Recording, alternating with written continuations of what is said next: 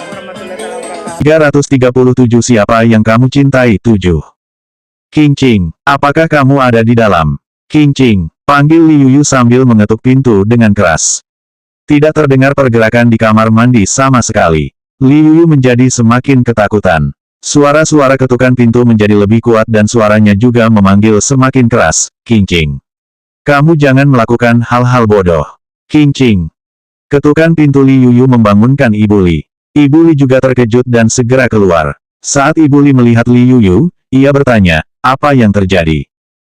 Li Yuyu tampak cemas dan menjawab, Qing Qing ada di dalam. Pintunya terkunci. Aku takut dia tidak bisa berpikir jernih dan melakukan hal-hal bodoh. Ibu Li tak kalah terkejut mendengarnya. Saat ia melihat putrinya mulai impulsif dan nyaris menendang pintu, ia dengan cepat menghentikannya dan mengingatkan, pergi cari kunci. Iya, kunci. Li Yuyu segera kembali dan pergi ke ruang tamu. Ia mengeluarkan semua barang yang di dalam laci dan akhirnya menemukan sebuah kunci. Kemudian, Li Yuyu berlari ke kamar mandi dan memasukkan kunci beberapa kali. Sayangnya, ia tidak menemukan kunci yang benar. Bahkan, karena terlalu cemas, ia sampai menjatuhkan kunci ke lantai. Li Yuyu benar-benar semakin cemas dan semakin kacau. Ibu Li pun mengatakan, biar ibu saja yang melakukannya. Ibu Li mengambil kunci, membuka kunci pintu, dan bergegas masuk ke dalam. Tirai di kamar mandi tertutup dan tidak ada suara sama sekali dari balik tirai. Kedua orang itu terkejut. Li Yuyu memanggil dengan suara gemetar, Qing Qing, apakah kamu di sana? Sampai di sini, akhirnya terdengar suara air dan suara lemah yang menjawab, kenapa? Itu adalah suara Gu Qing Qing. Setelah itu, terdengar suara air mengalir dari dalam kamar mandi. Tidak lama kemudian, Gu Qing Qing membuka tirai kamar mandi sambil mengenakan handuk mandi dan bertanya, kenapa? Qing Qing. Li Yuyu segera bergegas ke sana, kemudian melihat ke dalam. Tidak ada noda merah di dalam air bak mandi. Gu Qing Qing tidak memotong pergelangan tangannya dan bahkan tidak keracunan karbon monoksida. Lagi pula, rumah mereka menggunakan pemanas air tenaga surya. Tidak apa-apa, hanya saja kamu tidak keluar untuk waktu yang lama. Aku khawatir ada sesuatu yang terjadi padamu. Gu Qing Qing mengangguk dan berjalan keluar dari bak mandi. Mungkin karena ia berendam di air bak mandi untuk waktu yang lama, ia merasa agak lemah. Li Yuyu cepat-cepat maju untuk mengangkat Gu Qing Qing. Saat Li Yuyu mengulurkan tangan untuk membantu memapah Gu Qing Qing, ia terkejut. Mengapa tubuh Gu Qing Qing begitu dingin? Bahkan tidak ada suhu panas sama sekali. Setelah Gu Qing Qing berdiri dengan stabil, Li Yuyu segera mengulurkan tangan untuk mengecek sendiri. Seluruh air di dalam bak mandi itu dingin dan tidak ada suhu panas sama sekali. Li Yuyu semakin terkejut. Li Yuyu masih sedikit khawatir melihat Gu Qing Qing kembali ke kamar dengan terhuyung-huyung sehingga ia bertanya lagi, Qing Qing, apakah kamu baik saja, Qing Qing? Aku baik-baik saja, tidak apa-apa, kata Gu Qing Qing sambil menggelengkan kepalanya. Li Yuyu teringat sesuatu, lalu mengulurkan tangannya ke dahi Gu Qing Qing untuk memeriksa suhunya. Benar-benar sangat panas. Kamu demam. Siapa menyuruhmu merendam di air dingin? Li Yuyu benar-benar hampir mati karena dibuat marah oleh Gu Qing Qing. Aku benar-benar tidak.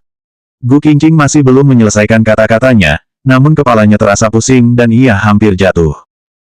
Di sini, Li Yuyu masih menegur Leng Xicheng dengan marah. Leng Xicheng sontak terhenyak, tetapi tampaknya ia bisa mendengar keluhan dalam kata-kata Li Yuyu. Leng Xicheng pun segera bertanya, di mana Gu Qing Qing? Apakah dia baik-baik saja? Li Yuyu masih sangat marah dan cemas sehingga ia langsung memaki, kamu masih berani bertanya tentang kabar Gu Qing Qing? Dia hampir dipaksa mati olehmu. Leng Xicheng langsung menjadi ketakutan, apa yang terjadi padanya? Di mana dia sekarang? Li Yuyu awalnya masih ingin menyampaikan kemarahannya, tetapi suara Leng Xicheng terlalu keras. Setelah Li Yuyu dibuat terkejut dan takut oleh momentum Leng Xicheng, barulah ia menjawab dengan ragu-ragu, di rumah sakit ketiga di dekat rumahku. Leng Xicheng langsung menjadi cemas ketika mendengar kata rumah sakit. Ia bertanya lagi, sakit apa? Li Yuyu menjawab, demam tinggi dan suhunya tidak kunjung turun. Demam hingga 40 derajat. Leng Xicheng segera memberikan perintah, kamu duduk diam di sana. Aku akan segera menyuruh orang untuk mengatur pemindahan rumah sakitnya ke ruang perawatan intensif di rumah sakit afiliasi Universitas Kedokteran terbaik. Jika ada sesuatu yang terjadi padanya, aku akan memintamu untuk bertanggung jawab. 338 Siapa yang kamu cintai? 8. Leng Xicheng menutup telepon, kemudian segera menelepon Sekretaris Cheng. Sekretaris Cheng sebenarnya sedang tidur. Tetapi, ketika ia melihat Leng Xicheng meneleponnya, ia masih mengira Leng Xicheng ingin bertanya tentang apa yang terjadi dengan masalah kemarin. Sekretaris Cheng pun menjawab telepon dan segera berkata, "Tuan Leng, sebenarnya semalam. Segera hubungi rumah sakit afiliasi. Pindahkan pasien dari rumah sakit ketiga ke ruang perawatan intensif. Ini Qing Qing. Dia demam tinggi dan suhunya tidak turun. Kamu segera siapkan semuanya." Nenek Leng Xicheng, Feng Lingsui, adalah dekan kehormatan di rumah sakit afiliasi. Setiap kali Gu Qingqing sakit, penyakitnya akan dirawat di sana dan rumah sakit itu memiliki satu set lengkap dokumen medis Gu Qingqing. Selain itu, begitu Leng Xicheng pergi ke rumah sakit biasa dan dikenali oleh orang lain, harga saham grup Leng dan Huangting Entertainment akan langsung anjlok. Publik akan berpikir bahwa kesehatan Leng Xicheng sedang tidak baik dan itu akan mempengaruhi manajemen perusahaan. Baik, saya mengerti. Dan Tuan Leng, Sekretaris Cheng baru saja ingin melaporkan masalah Chen Wenji kepada Leng Xicheng, tetapi Leng Xicheng sudah menutup teleponnya terlebih dahulu. Leng Xicheng tidak tidur sepanjang malam. Tetapi, ketika ia mendengar Gu Qingqing mengalami demam tinggi, ia segera mengganti pakaiannya dan bersiap untuk keluar.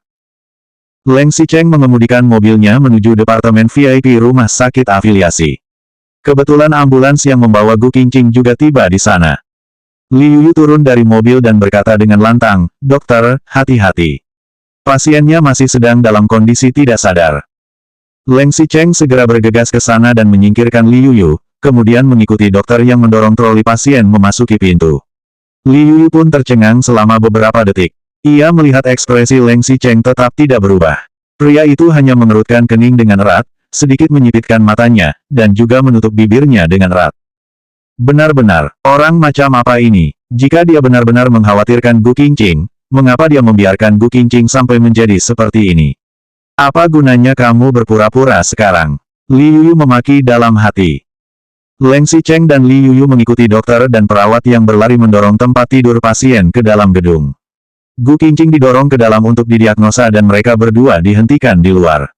Leng Xicheng tidak mengatakan sepatah kata pun. Ia sedikit menyipitkan mata kuningnya dan memperhatikan dengan cermat Gu Qingqing yang berada di dalam. Tadi Leng Xicheng melihat dengan jelas wajah mungil Gu Qingqing yang demam hingga memerah. Bibirnya juga kering dan dehidrasi, seperti bunga yang nyaris layu. Gu Qingqing juga mengerutkan keningnya dengan erat. Jika dilihat dari ekspresi wajah Gu Qingqing, tampaknya sangat menyakitkan. Leng Xicheng mengulurkan tangan untuk menyentuh Gu Qingqing. Tubuh wanita itu terasa sangat panas, seperti sebuah kompor kecil. Meskipun wajah Gu Qingqing pucat ketika ia pergi tadi malam, tidak terlihat ada sesuatu yang serius terjadi padanya. Lagi pula, tidak ada hujan dan tidak ada penurunan suhu yang drastis juga. Bagaimana bisa Gu Qingqing menjadi seperti ini? Tidak lama kemudian, mereka melihat dokter di dalam memberikan infus dan memberi suntikan untuk Gu Qingqing.